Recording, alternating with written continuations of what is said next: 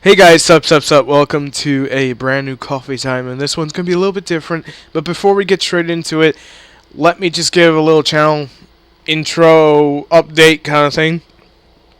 My camera battery died, number one, so instead of looking for the charger for about 2 hours, I don't know where the hell it is, I've decided to go ahead and just do it this way. There is one piece of footage, because we are filming in the reptile room, I always say that, there is one piece of footage that was really funny to me, and it's like 3 seconds long. Here it is. 1 second shot of that little guy gecko that I'm always bringing up in the videos. That's him right there. That's the little guy. That's for alligator. Alright, moving on back to coffee time. Okay, so that's for alligator, the little gecko that I was distracted by every time I make this video. And he likes to listen into coffee time. He thinks it's the greatest segment ever. Channel update. I know we've been talking a lot about meta stuff. I know it's been heavy on the channel. I'm not stupid, I know. June is going to be very, very mixed. It's going to be all over the place. Some of your favorite series are going to come back. Some series you may not even heard of that we've done before will come back. So, with that said, let's go straight into the discussion. And if you didn't like the gecko, I'm sorry. Not everyone's a gecko person, but that's a gecko. So, let's go straight into the video. This is the best side cards for the format. Now, it's not just this format. We're going to talk next format too. We're going to talk about a lot of things on this coffee time. And there's going to be really no set pre-time limit like there usually is, because there's a lot of stuff. Now, some of this may appear on Tech Tuesday. So if I say we'll talk about this card at a later time, then obviously it's going to make its way to Tech Tuesday. So one of the big things I want to talk about is the hands, because the Traptrix Artifact hand deck is pretty much the deck that came out of the woodwork. It's like Plants were in 2011. They were 2010, 2011, and they were just topping everywhere because they had so much. It was so different, and there was so much flexibility within the deck, and I think that's what makes the hat deck. Now, if you don't know what I mean when I say hat deck, Hand Artifact Traptrix. It's an abbreviation form of that, because it can spell out hat. It sounds hilarious. Now, what makes them so strong is their diversity in moves and everything they could possibly do. And it's just, you don't know what to expect next. It's kind of crazy. Now, one of the best counters, obviously, is going to be Abyss Dweller. Not everyone can get an Abyss Dweller. Some people are on a budget or can't find it at the locals. That's why I offer Marrowgeist, because Marrowgeist will pretty much do what Abyss Dweller does. Abyss Dweller is still 10 times better, don't get me wrong. But Marrowgeist basically says, you go back into the deck. And it also works against one of the new archetypes coming up, and I don't know if Dead Pro updated the name yet. They were called Cosmic Dragons at one point. I think a lot of people are going to know what I'm talking about. I think now they're called like Ying Zhang. Freaking Konami and their name changes. That eventually will be a coffee time of its own. I can't even find this right now. I apologize. I cannot find it for the love of God. But they're going to be making their way, and every time they're destroyed, they can plus off it. If Dawn Knight or Eclipse Wyvern hit the graveyard, they're going to plus off it. Marrowgeist says, no, you don't plus off it. Abyss Dweller say no to that. So they stop a lot of a lot of the BS. One of the other things that really stops the Medolce matchup, and this one goes to Alex, and we were going to talk about this on Tech Tuesday, we still are, is Necro Valley. And we're not talking about just like siding it, we're talking about maining it just for those matchups. And it doesn't have to be in Gravekeepers, but again, I'll talk about that separately on Coffee Time, Tech Tuesday in about a week or two. Majesty's Fiend's pretty much the same way, where you can actually main deck this, because everything's special summons. So you just special out, like Noble Knights are a prime example of a deck that really can't special summon, but still can to an extent, but not where they want to really give up Majestic's Fiend or they need to. But unless it's Noble Knights, everything else is going to be rage stomped by Majesty's Fiend, because they're not going to activate their effects. Oh, but Ryu, 2400 is easy to get over. Not when you can't use your effects. Not when you can't really summon, because this is sitting behind 5 back row. It gets really annoying really fast. Oh, you want to attack into it? I play the train that we talked about in one of the earlier Tech Tuesdays. I play that train card that says, you have to attack to my train. And my gecko's just looking at me like, what the hell are you talking about? It's a hilarious moment. Banisher of the Radiance is one of my favorite cards because it literally poops on the whole meta. It says, Yo, graveyard boy, you can't go to the graveyard. You go to the banish zone. And most of the decks are not going to get... They're going to be like, oh, crap. Now, it doesn't help the Gear matchup. But the Gear matchup, like everyone says, oh my god, the Gear matchup's so easy, right? If it's so easy, why is everyone losing when you could just side Cyber Dragon and go to that Chimera attack? I mean, if it's that easy, then, you know, why not just do that? Simple, because it has 1900 defense. I mean, look at this thing. I can't even pull it up. I'm failing so hard right now. There's going to be someone like shouting in the back. That's how I spell Gear. Whatever, I do it the hard way. The point is, a lot of what the meta holds, because Fire Fists are not a thing right now, no one take offense to that. That's just how it is. I'm sorry.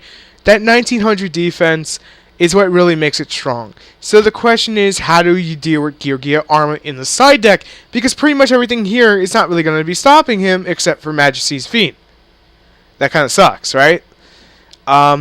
This one's a tricky son of a bitch. I won't lie. He really is. Excuse the language. We're not used to you saying that. He's really a tricky card to get around. Because it seems so simple, like, oh, I could just destroy it. Not everyone's playing a certain card that I still feel should see some play is Dark Hole, because Dark Hole can counter the armor, but the hands can't counter the armor. So should we count armor in every deck? No.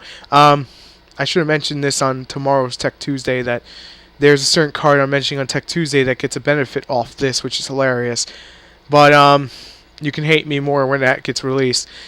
One of the only counters, really, to Gear armor that no one's really playing, that they could play in the Trap Tricks deck, is that right there.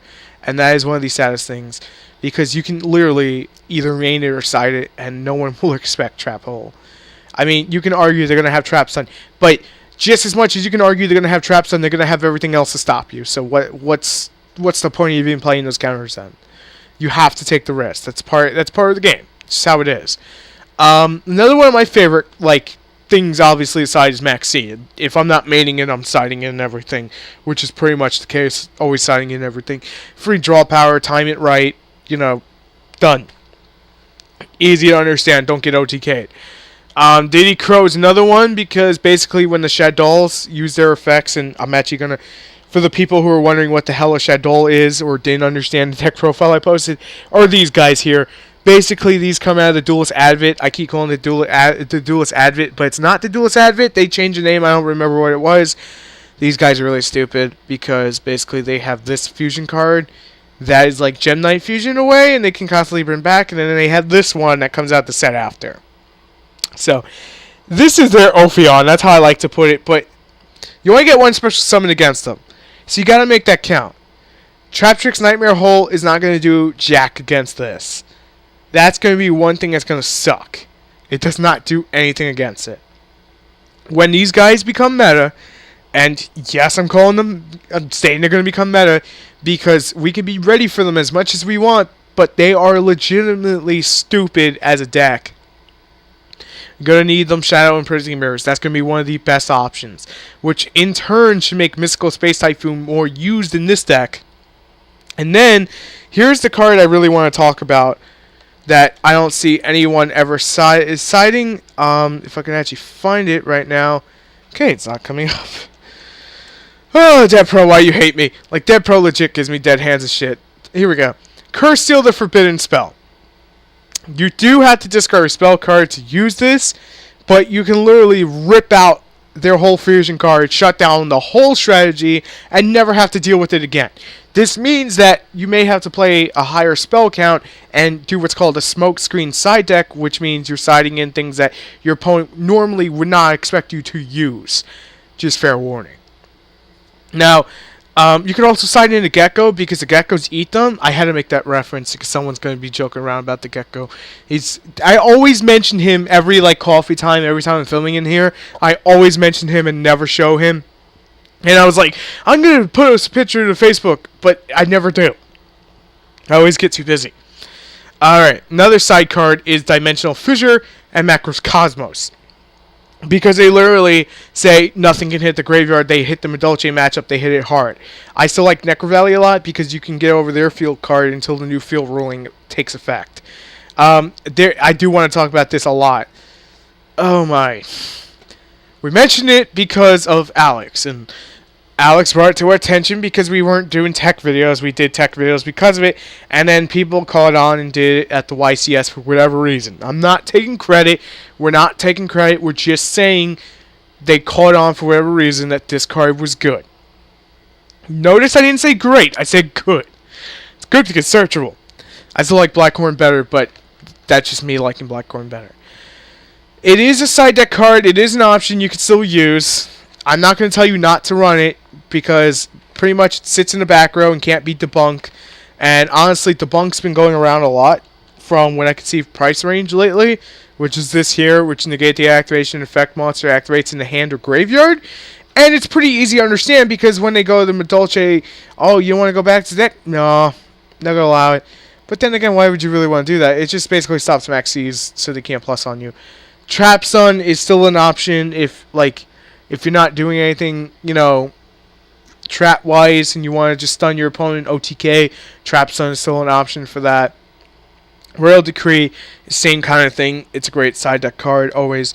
Light Imprisoning is going to become more important with the Lightsworn matchup because honestly, I won't lie. I'll show you, I would show you this, but it's going to be a deck profile very shortly, so I don't want to do that. But pretty much 90% of the deck is all light, so what's it going to stop? It's going to stop pretty much everything. And Lightsworn don't technically run too many MSTs in the Dragon Ruler build. They run one. And some people won't even run MST in the deck, which kind of makes me shake my head, but to each their own. The other thing is Wiretap, still the same class as Royal Decree and Trap Sun. Curse Seal Defend, greatest freaking trap card that no one's running because there's not enough spell cards yet, but there will be soon. These are pretty much what's commonly going to be seen now. But what about the future? Well, the future is going to hold a hell of a lot more trap cards that are named Trap Hole. That's my predicament about that. That's my little prediction about that, honestly. But for you guys in the comments, leave down what you think is going to be used more in the side deck, what you feel like I may have left out. You can leave a comment about the Gecko. I'm all cool with it. I don't really care, not on that way. I do care, but what I'm saying is if you want to talk about the Gecko, we can talk about the Gecko. But we're here to talk about Yu-Gi-Oh! I'm just saying. I put that little 3-second clip in because I keep talking about him, and I apologize for not showing him sooner. He's just adorable, at least in my eyes. Finally, if you're new to the channel and you like my randomness and my honesty, then hit the subscribe button. If you're already subscribed, thank you for still being subscribed after I show the Gecko for 3 seconds. I probably won't show him again in another video. Just fair warning. Because it's the Yu-Gi-Oh! Council. I just needed that 3 seconds in because it needed to happen. I was going all OCD about it, all freaking filming schedule-wise. While I was in here, it was driving me nuts. As always, if you have a deck request or anything you want to see that's Yu-Gi-Oh! Related, not Gecko related, we'll do the GeckoCouncil next. Jokingly. If you want to see that, then leave it in the comments below. And as always, if you enjoyed the video, then share it with your friends, whatnot. If they need side help, this video is to help everyone.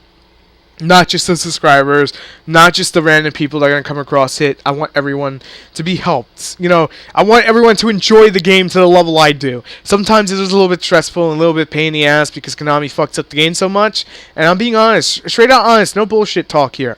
No, I'm looking for subscriber shit. Sometimes the game sucks. But as a community, we can come together, be nice to each other, which is a little bit hard nowadays.